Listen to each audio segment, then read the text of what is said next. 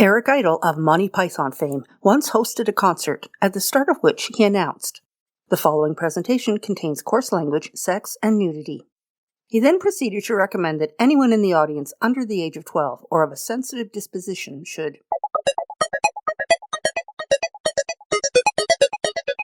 However, anyone taller than a keyhole, the insensitive, and the potty mouth should really stick around and potty till you drop. Welcome to Tungsten, Bulletproof Hacks for the Moth-Eaten. I'm Christine Bruce. Consider me your grandmotherly accomplice for the next half hour. Tungsten broadcasts at the saddest hour on Wet'suwet'en territory through CICK 93.9 FM in Smithers, BC. Beware, this episode is R-rated, as in rollicking. In this episode, aka Potty Till You Drop, we're not discussing a book so much as a literary device. Swearing.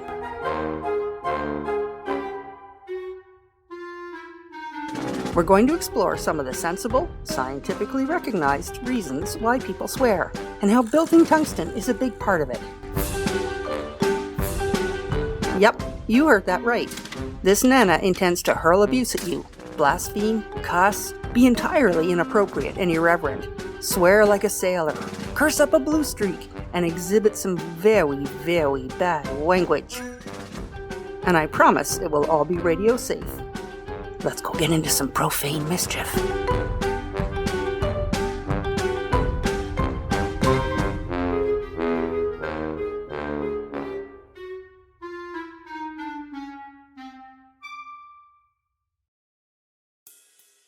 Swear words attract attention because they've intentionally been developed around taboos that make us uncomfortable. I'm talking about taboos like private body parts. Oh, bare naked ladies.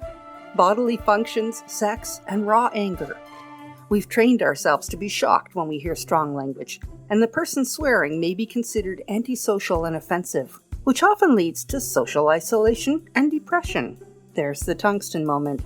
Strong emotions like fear and anger and frustration make me want to use strong language. Politics, war, the environment, housing and jobs, all these things are stressing us out! In 2017, the magazine Business Insider commented, "What makes swear words offensive is that people are ready to be offended by them. It's almost as if society as a whole takes a conscious, or actually unconscious, decision to say this word is taboo, while other words are not offensive. It's completely arbitrary." In literature, the use of swear words is considered a rhetorical device to enhance the effectiveness and impact of the message, or the credibility of the speaker. So swear words are a useful device. And Mark Twain once commented, "Under certain circumstances, profanity provides a relief denied even to prayer." The site Babbel.com identifies 4 reasons to explain why people indulge in strong language in everyday conversation. The first reason is it's cathartic, or you have an emotive reaction. When you're frustrated, surprised, or angry, swearing provides an emotional release. Researchers at Keele University in the United Kingdom have done experiments demonstrating that swearing increases the body's ability to endure pain. I can attest to this. Hourly, I battle allergies. I've inherited a body that's mildly allergic to the whole world, which means if there are multiple allergens in a room, my discomfort levels increase. When I start swearing unexpectedly, it's often because I'm letting off steam so I can manage the discomfort until I can physically move away from the allergens. The second reason is insult, abuse, and exclusion. I could taunt someone with a simple "you're ugly," or I could add a swear word or two to increase the rage concentrate as in "you're bleeping ugly," and that'll show 'em. The third reason is group solidarity, because swearing provides a form of bonding with friends, especially when you all share a lexicon of specific words. And the last reason is for style and emphasis. Anyone who engages in colorful language will apply a well-placed F-bomb as alchemy, adding emotion and urgency to an otherwise neutral sentence. Did you know that swear words aren't considered words in our brains? Swear words are treated like concentrated lumps of emotion and are stored in a completely different part of the brain from language. Formal language is stored in the Broca's and Wernicke's areas in the brain. Swear words are stored in the limbic system, which are neural networks that control emotions and drives. So if you look at it that way, you can understand better why banning certain words in society has never worked. When I first learned to read, I spent a couple of weekends deciphering the hundreds of words that were graffitied on the local school walls. Only once did I come home and ask my parents about a certain four-letter word. They blanched and quickly changed the subject. My brain got the immediate message to store that sucker in a different part of my neural networks, apparently.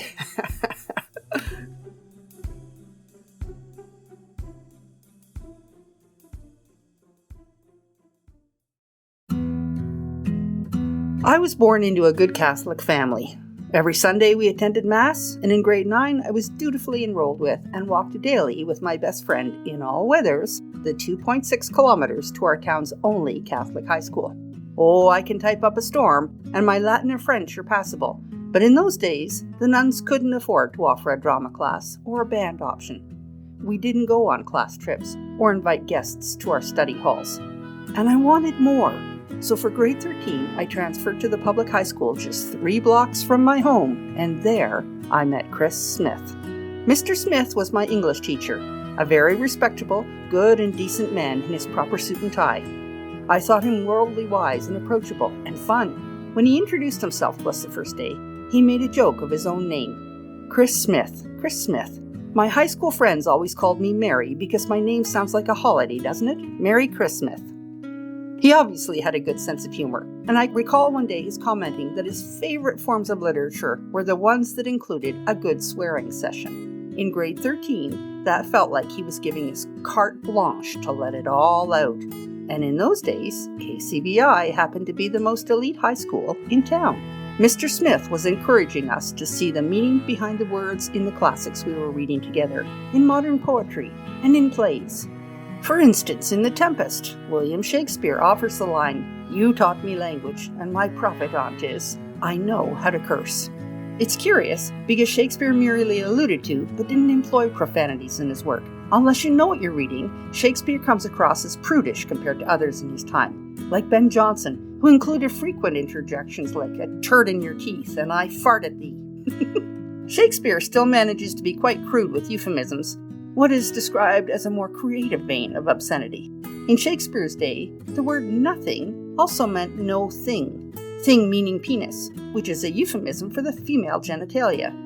So when Hamlet tells Ophelia that nothing is a fair thought between a maid's legs, he's referencing her naughty bits. Which brings a whole new meaning to the title Much Ado About Nothing. When I worked in the Toronto software industry, I interacted with a lot of people from other countries. Turns out Canadians are awfully polite in their speech.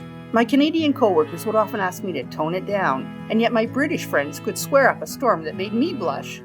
One of them pointed out that describing strong language speakers as having potty mouth was a phrase dismissed as childish in the UK, and that we needed to grow a spine on this side of the Atlantic. And then there's the universal love of collecting swear words in another language. It's like little boys giggling over phrases like bare naked ladies. When I had kids, I turned to this option happily. My 4-year-old son would suggest we watch Star Wars of an afternoon, blurting out the Huttese phrase coined by Jabba the Hutt, "Ah, shooda, tijitu blinky." That comment would come in handy later, when we wiped away tears from an especially nasty encounter with a bee's nest, and the afternoon he was frustrated at the neighborhood kids dismissing him as a crap friend. "Ah, shooda," I would comment. Somehow it didn't matter so much anymore.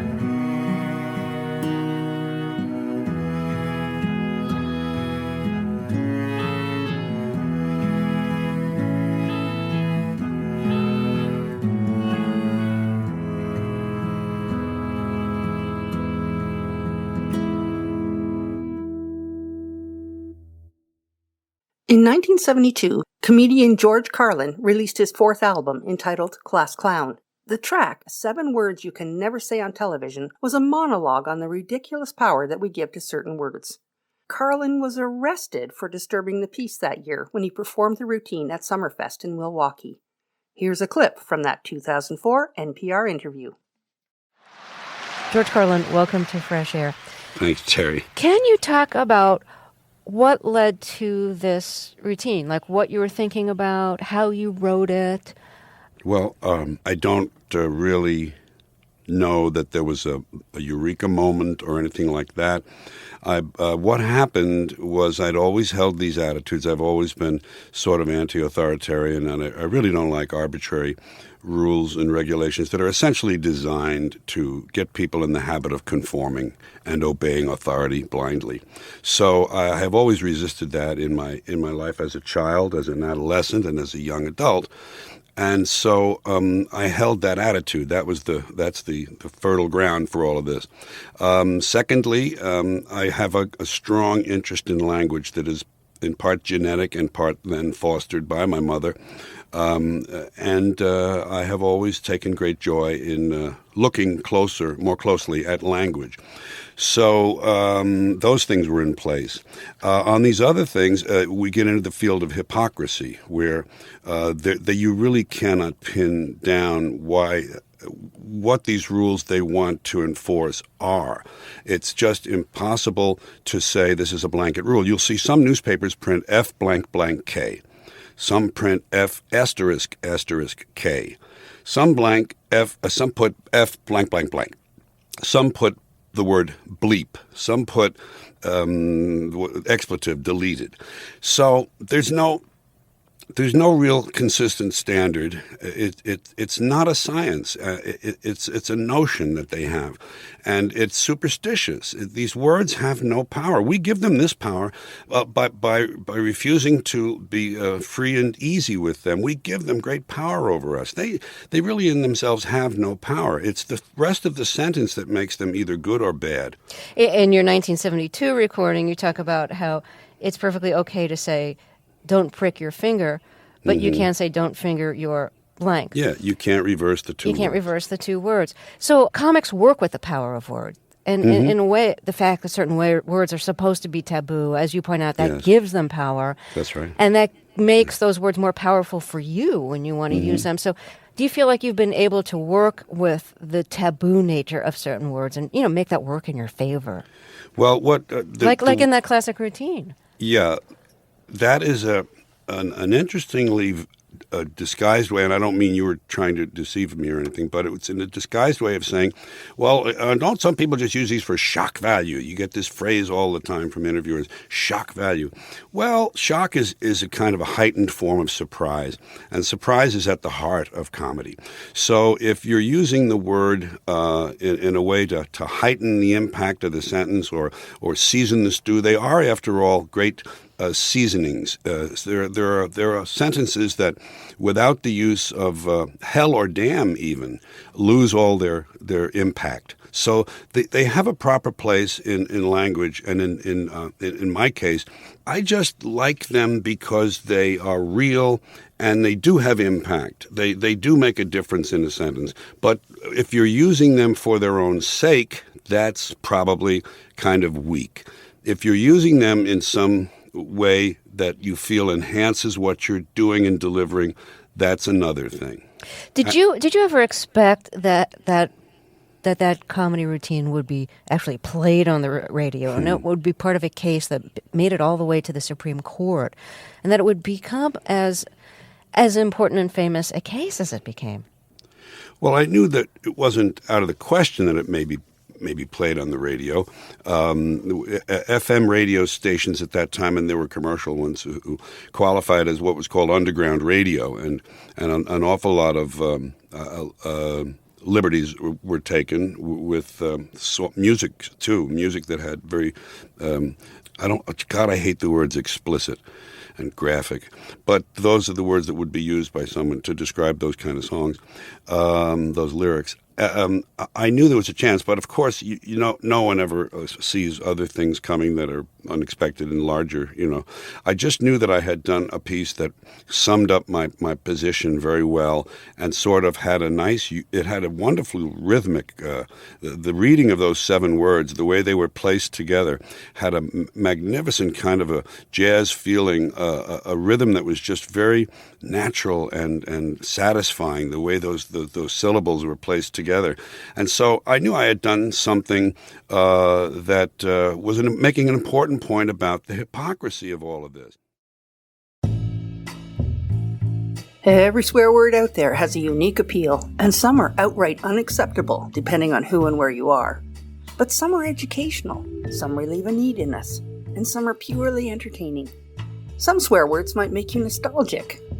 I don't suggest you try every swear word I throw out in this episode, because everyone's different, thank Godzilla. But here are a few that you'll almost certainly recognize for your articulating pleasure. Let's begin with a few that a child can swing around. As an ankle biter, some of my best language learning came from the Saturday morning cartoons. Yosemite Sam was my muse. Some of the best nonsense swear words that ever graced the television were, and I quote, "Dad, burn it." This is one of the few remnants of dad as a euphemism for God. "What in tarnation?" Another euphemism, this time for damnation. And finally, the close to not acceptable on the radio, "rackin' frackin'" or "rassafrassin'." These are Sam at his naughtiest, with his obvious solution to the F word. Rassafrassin is the lexical equivalent of Grolix, which is a comic strip gimmick consisting of symbol stand-ins for swearing, like percentage sign, asterisk, exclamation mark, ampersand, dollar sign. Well, I mean, really? If you've ever read The Adventures of Tintin, you've probably run into Captain Haddock. The captain's vocabulary is limited, but very colorful. Someone gathered all his curses, insults, and exclamations into a group online and discovered that he'd been profane an astonishing 219 times in the series. Addle-pated lumps of anthracite, billions of bilious blue blistering barnacles, thundering typhoons, and I'm not averse to a particularly impassioned blistering barnacles when the need arises. John Buchan, as we learned a couple of weeks ago, was a Scottish novelist, historian, and politician who served as Governor-General of Canada from 1935 until his death in 1940. He's now best known as a writer notable for his espionage thrillers. The 39 Steps is the first in a series where Buchan's First World War protagonist, Richard Hannay, employs strong language to demonstrate his growing fears over politics and intelligence secrets. For example, in the sequel Green Mantle, I discovered this line. I could hear him invoking some unknown deity called Holy Mike. And then there's the epitome of profane, Monty Python. Consider the Pet Shop skit, in which Cleese is trying to convince Palin that the parrot is dead, eventually ending with, "He's f***ing snuffed it." Or the Cheese Shop sketch, where Cleese dismisses the texture of the brie with the comment, "I don't care how f***ing runny it is, hand it over with all speed." We've just quoted Yosemite Sam, Captain Haddock, one of our Canadian Governors General, and John Cleese. All people of some renown that I'm pretty certain everyone would accept as part of civilized society. I'm not potty-mouthed. I'm enlightened.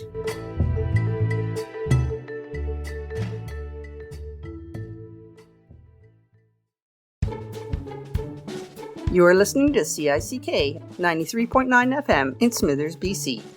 You may need a break from the stream of invectives, so I'll clean up my act for a quick public service announcement. Classic Sanitary Supplies on Broadway Avenue offers cleaning equipment for Smithers automotive shops, healthcare facilities, shelters, clinics, and janitorial companies. They sell products from a variety of trusted brands and are proud to offer Eco-Logo and Green Seal certified brands.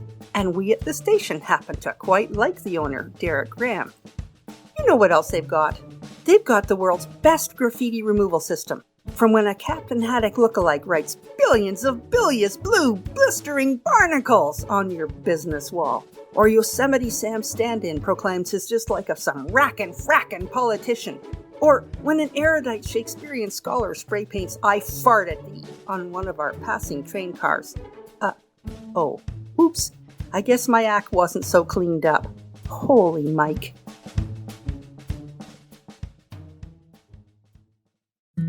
Major Gregory Clark was a Canadian war veteran, journalist, and humorist. Clark was best known for his work as a reporter for the Toronto Star from 1911 to 1946, where he covered various news events, but particularly for his frontline World War II coverage. In the 1930s, he started a popular humor column, which was widely syndicated throughout Canada into the early 1970s. In 1967, he was made one of the initial officers of the Order of Canada for the humor which he brought to his profession as a newspaper writer and radio commentary. This is his wonderful short story, The Reverence, in its entirety.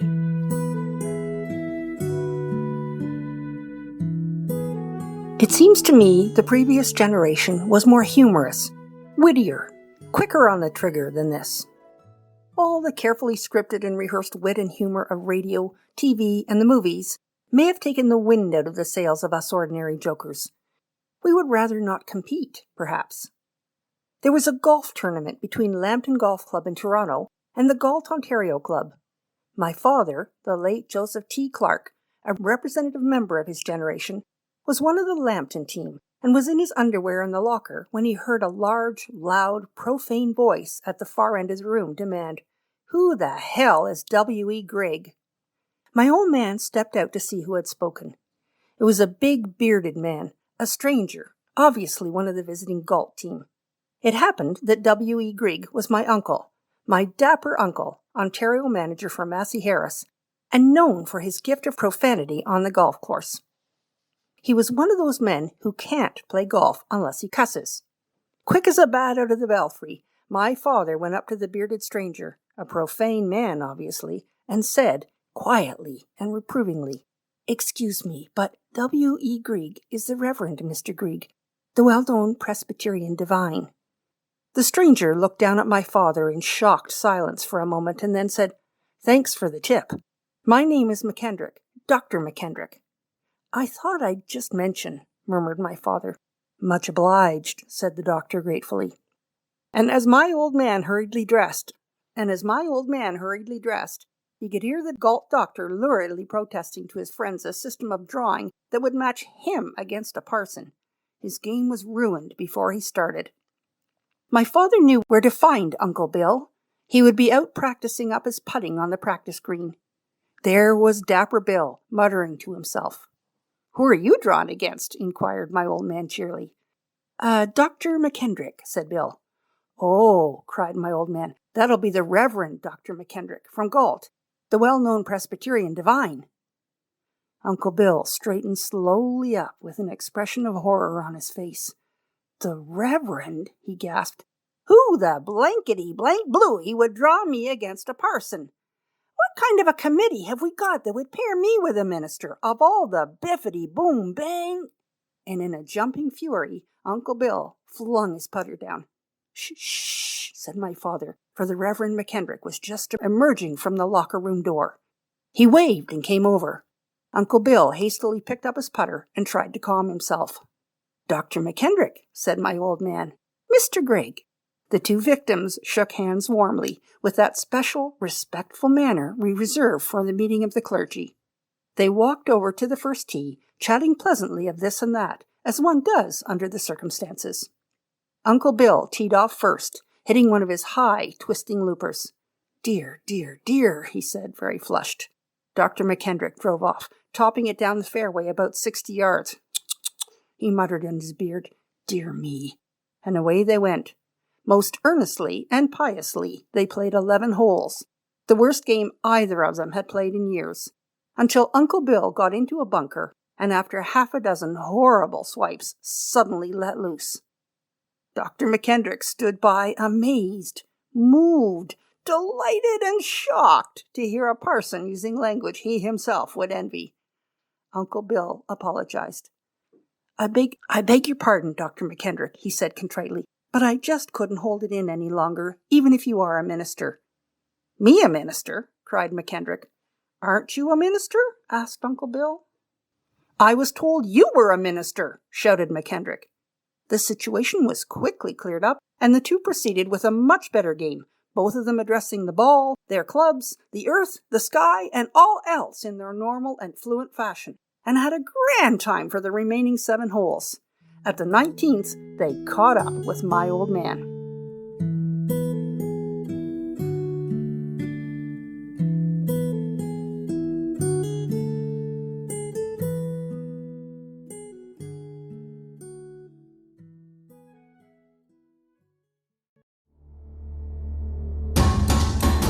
We can't do an episode on swearing without a nod to the F word. Some claim that the F word derives from "for unlawful carnal knowledge," but this theory's been debunked by etymologists.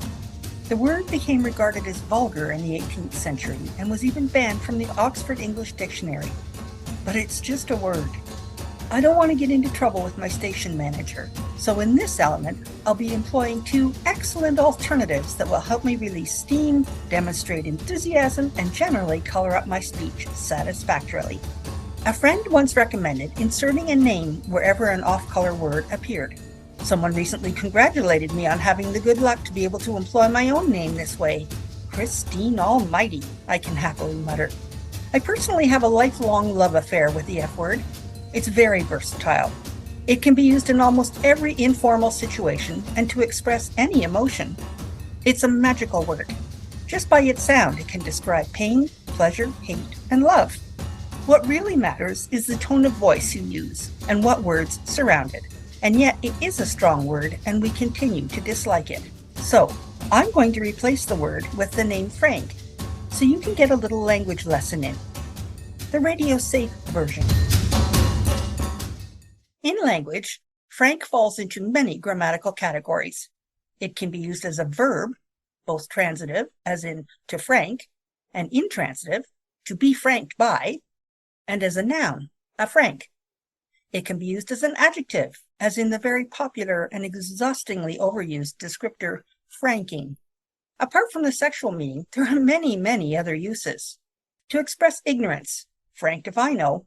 To express trouble, I guess I'm franked now. Fraud, I got franked at the used car lot. Aggression, frank you. Displeasure, what the frank is going on here? Difficulty, I can't understand this franking rule. Incompetence, he's a frank up. Suspicion, what the frank are you doing? Enjoyment, I had a frankin' good time. Request, get the frank out of here. Hostility, I'm gonna knock your frankin' head off. Reading, how the frank are ya? Apathy, who gives a frank? Innovation, get a bigger frankin' hammer. Surprise, Frank, you scared the hell out of me. Anxiety, today is really franked. And my personal favorite, frustration. What the frankety frank? You can also use frank in the middle of words to add emphasis to them. Expletive infixation is a process by which an expletive or profanity is inserted into a word, usually for intensification, as in abso-frankin-lutely. It can be used as a pronoun, like frank face. As a conjunction, I went swimming, frank the cold, as in despite the cold. As an interjection, Frank, I sure wish I could find a date tonight. Even as an auxiliary verb to describe a progressive activity. He's frank and sleeping, dude. And finally, there's epistemic modality. The occasionally necessary how dare you can be expressed in a single word. Frank. See? Very versatile. Mr. Smith approved.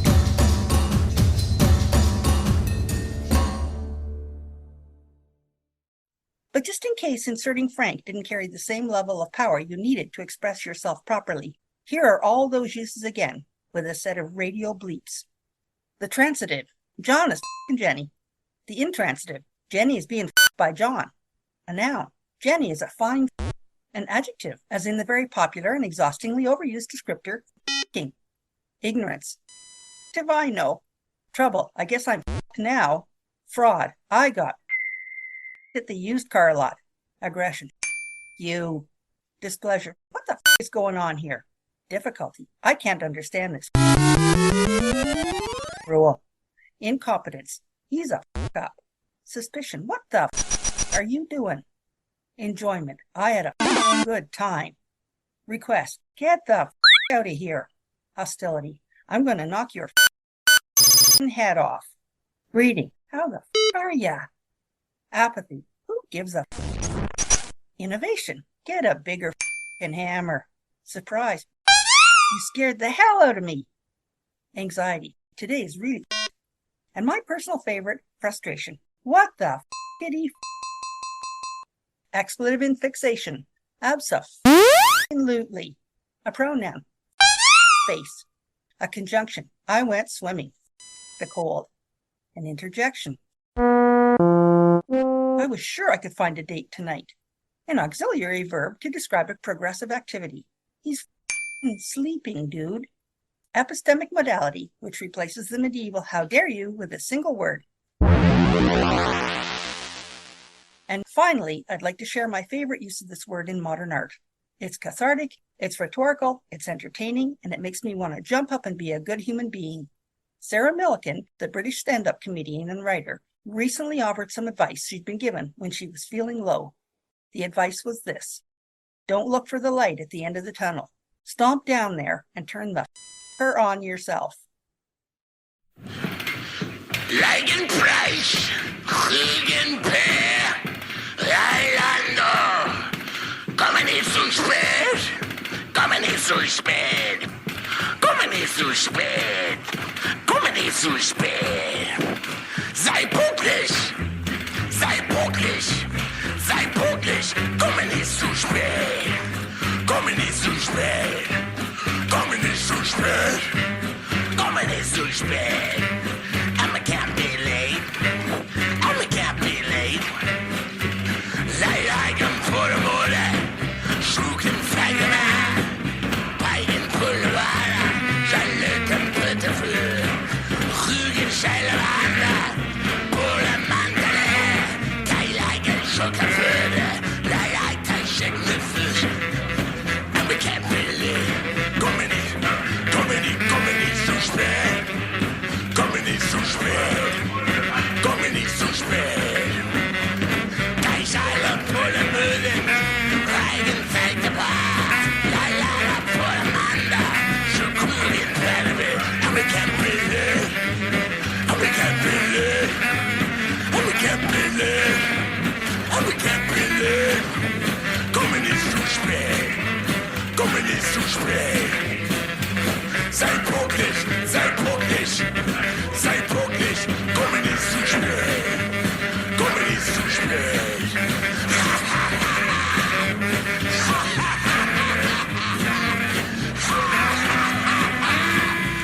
Komm nicht zu spät.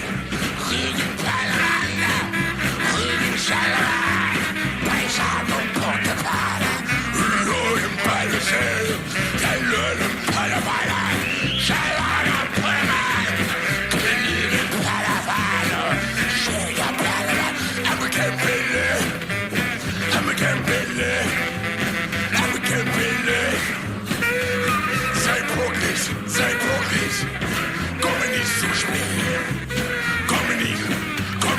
komm nicht zu spät.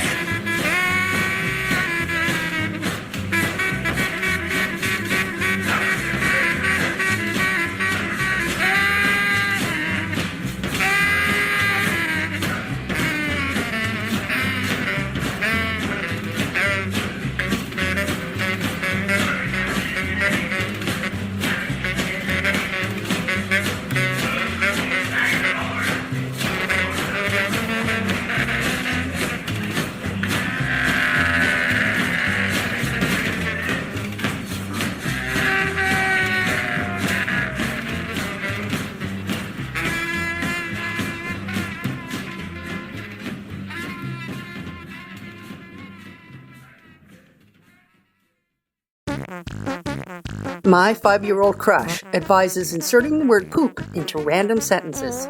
It lightens the heart immeasurably. And as we discussed earlier, the word can be transformed into various parts of speech. I'm pooped. Oh, poop. That's poopy. You can use it in song lyrics. Oh, there's endless possibilities. And they'll all make someone giggle.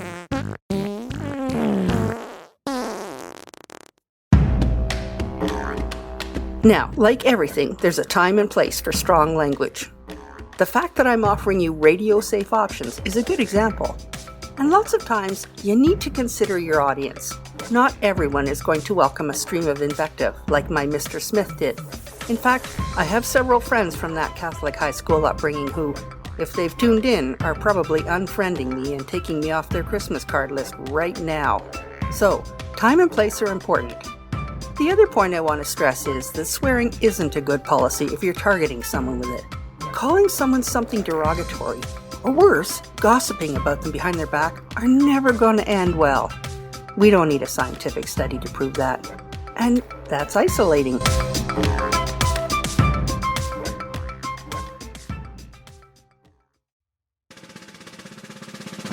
You've been listening to Tungsten, Bulletproof Hacks for the Moth-Eaten. Tungsten is produced by Christine Bruce, aired through CICK 93.9 FM in Smithers, BC, available anytime at smithersradio.com or anywhere you get your podcasts. Let's get into mischief again soon. In case you need a fix this week, I'm going to leave you with a stream of invective, a daisy chain of expletives, the worst of the worst that's all radio safe. Heavens to Murgatroyd! Oh, poop. Zybukish! Ding, bust it! Dag nabbit! Confound it! Holy mackerel! Crikey! Ah, shoo, the digital blinky! What the frankety frank! Holy Mike! Percentage, asterisk, exclamation, ampersand, $sign.